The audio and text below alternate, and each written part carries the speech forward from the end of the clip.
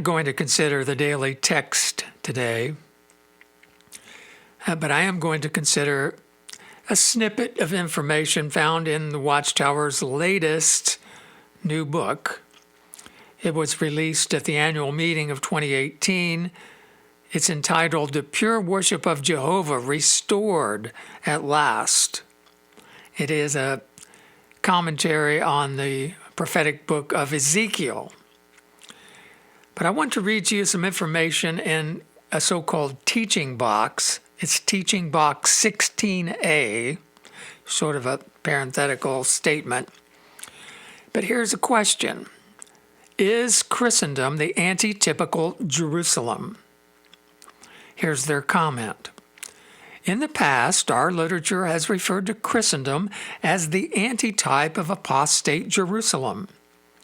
The conditions in unfaithful Jerusalem, including idolatry and widespread corruption, certainly remind us of what is happening in Christendom. However, in recent years, our publications, including the one you are now reading, have not taken the anti-type approach to prophecy, except where the Bible provides a clear basis for doing so. Is there a solid scriptural basis for referring to Christendom as the antitypical Jerusalem? No. Consider the following. Jerusalem was at one time a center of pure worship. Later, its inhabitants turned apostate. By contrast, Christendom has never practiced pure worship. Right from its inception in the 4th century CE, Christendom has always taught false doctrine. In addition, after Jerusalem was destroyed by the Babylonians, Jehovah restored the city to his favor, and it again became the center of true worship. Christendom, on the other hand, has never had God's favor, and once it is destroyed during the Great Tribulation, it will never rise again. In view of the foregoing, what may we conclude? When we examine Bible prophecies that were fulfilled on unfaithful Jerusalem, we may say, this or that reminds us of what we see in Christendom today. But there appears to be no scriptural basis for referring to Christendom as the anti-typical Jerusalem. And that's the end of that little article. But this, my dear friends, is an amazing, far-reaching adjustment, if you want to call it that. New light, as it were. Because in saying that Jerusalem does not foreshadow Christendom, you can pretty much throw away everything that the Watchtower has ever written on this topic. And we're talking about reams and reams of publications. I'm thinking of the most recent Isaiah publications, 2 volumes on the prophecy of Isaiah. It was all about how apostate Israel and Jerusalem prefigured Christendom. Well, not no more. Just forget all that. Toss those books in the dumpster. It was a couple of years ago that the Watchtower came out with this. We're not doing this anti-type thing anymore, except I would direct your attention to the prophetic book of Zephaniah. That book is all about the destruction of Jerusalem, but not just the destruction and restoration and the establishment of pure worship, as the Watchtower boast has already been accomplished. Well, it's obvious that the book is a denunciation of the ancient city of Jerusalem. For example, Zephaniah 1:4, God says, I will stretch out my hand against Judah and against all the inhabitants of Jerusalem, and I will wipe out from this place every vestige of Baal, the name of the foreign god priests, along with the priests, and those who bow down on the rooftops to the army of the heavens, and those who bow down and pledge loyalty to Jehovah while pledging loyalty to Malcham. and those who turn away from following Jehovah and who do not seek Jehovah or inquire of him. So here are those who call upon the name of Jehovah, but they also call upon the name of other gods. We have a similar situation within the leadership of the Watchtower. We have men who are dedicated, Jehovah's Witnesses, baptized, preachers, they may be governing body members, but there are also Masons who pledge their loyalty to Satan in one form or another. I've done a previous show quite recently and videos on the fact that there is a Masonic presence within Jehovah's Witnesses. And they flaunt it, knowing that it's so unbelievable that the rank and file of Jehovah's Witnesses would never believe it. Oh, that's an apostate lie, blah, blah, blah. Well, Jehovah sees everything, doesn't he? And that's why, for example, if you go on down to, verse 12, he says, "At that time I will carefully search Jerusalem with lamps, and I will call to account the complacent ones who say in their heart, Jehovah will not do good, and he will not do bad." So again, there are those concealed within God's organization, Jerusalem, and they're faithless. They don't think Jehovah will ever do anything. He's certainly not going to bring them to account, and he's not going to bring about this new system or any of that. He won't do anything good, and he won't do anything bad. He's a do-nothing God. But let me say just a word about Jerusalem. It served Jehovah's purpose leading up to Christ. Christ came to Jerusalem to celebrate the festival for the last time. Throughout the money changers, he was arrested and betrayed by Judas, and he was put to death just outside the walls of Jerusalem. His apostles and 120 others were in an upper room in Jerusalem on the day of Pentecost, 50 days later, and the Holy Spirit was poured out upon them. That was the beginning of Christianity. The anointed Christian congregation came into existence in the physical city of Jerusalem. And the apostles stayed in Jerusalem for some time, said they were preaching in the temple on a daily basis, the temple in Jerusalem. And for many years later, the apostles were in Jerusalem. It was their unofficial headquarters, you might say.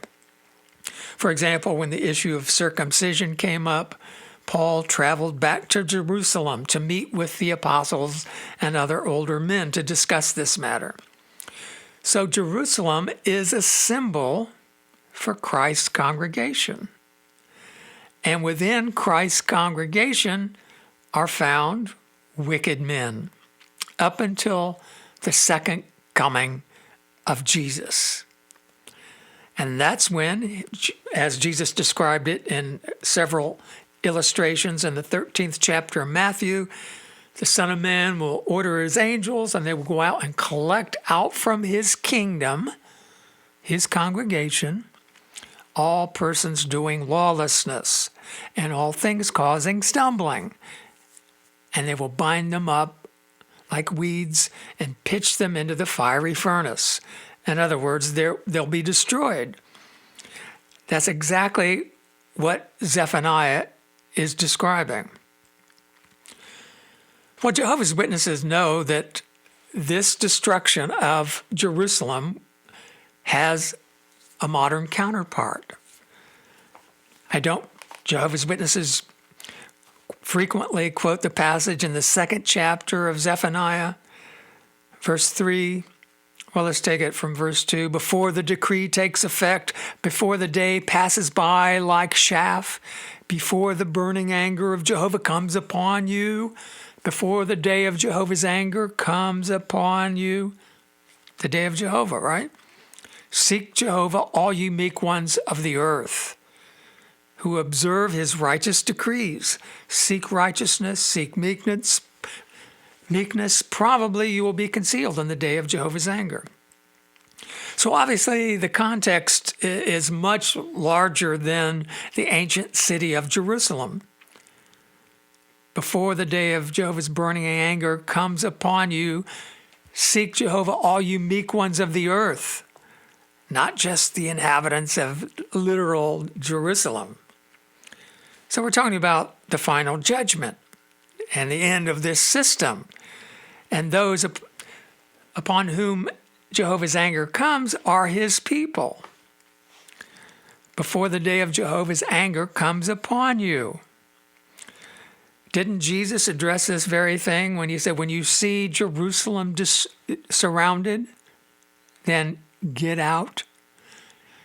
Pray that your flight is not in wintertime. Woe to the pregnant woman and the woman suckling a babe in those days. The great tribulation.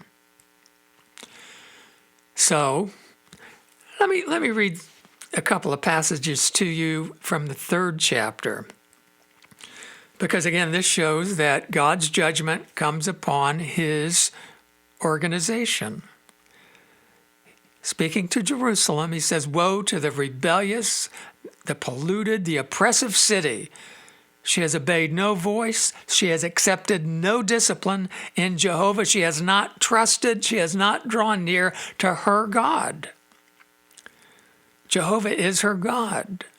Her princes within her are roaring lions. Her judges are wolves in the night. Listen to this. Her prophets are insolent, treacherous men. Her priests defile what is holy.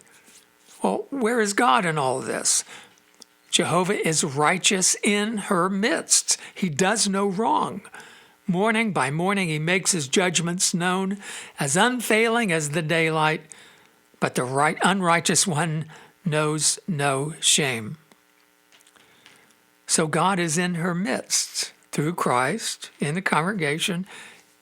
He makes his truth known, but the unrighteous one knows no shame. The man of lawlessness, this Masonic, demon-worshipping element. Well, what is God going to do? He is going to set things straight, and that's why it calls for strong measures, a destruction.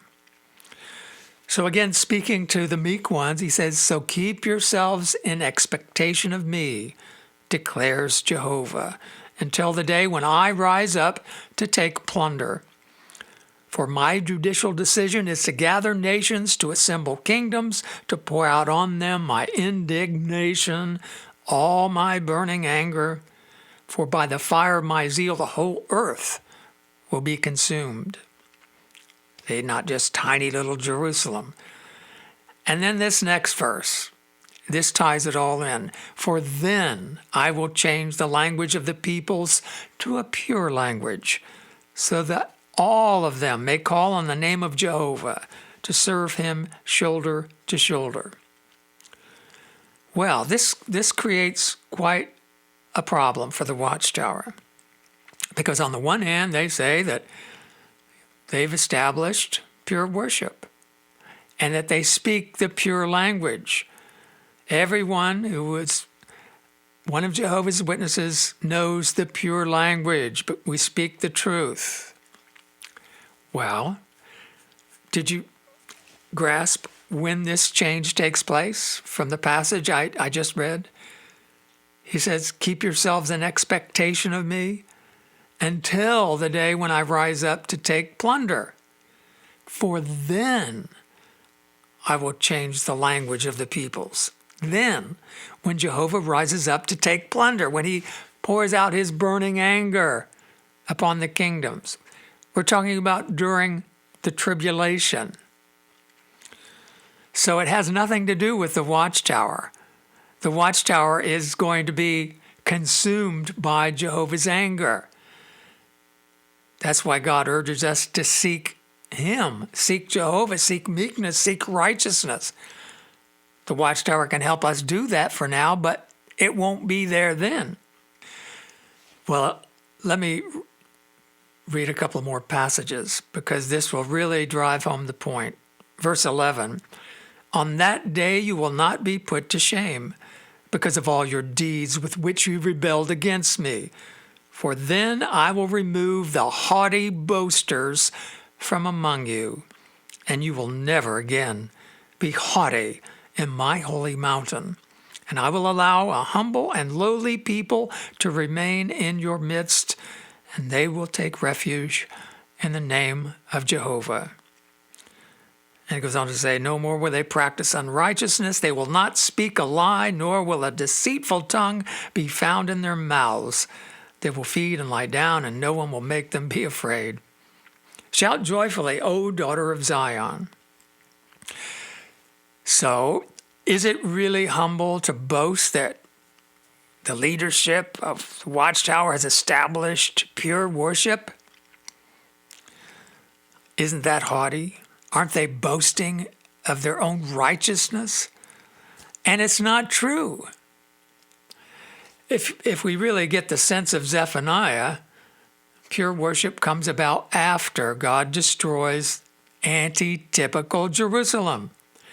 And the Watchtower says, oh, we don't do that anti-type thing anymore. Well, I can see why they don't, because it puts them square at the center of Jehovah's coming judgment. I'll have more to say about this going forward. I think 2019 is shaping up to be a tumultuous year. I don't see any way around it.